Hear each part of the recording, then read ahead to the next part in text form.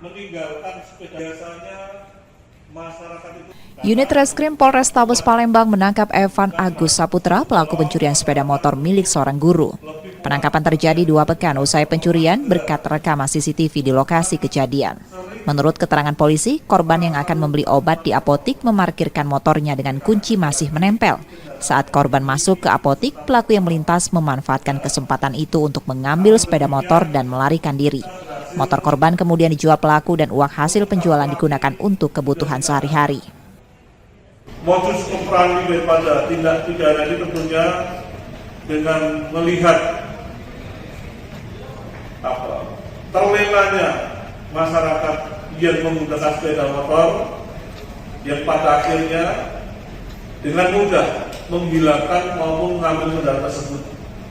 Namun seandainya mungkin kunci punya pun juga sudah diambil, tentunya yang terjelek adalah para tersangka menggunakan kunci palsu atau kunci T guna merusak posisi dudukan kunci yang ada sehingga kendaraan dapat hilang dengan cepat.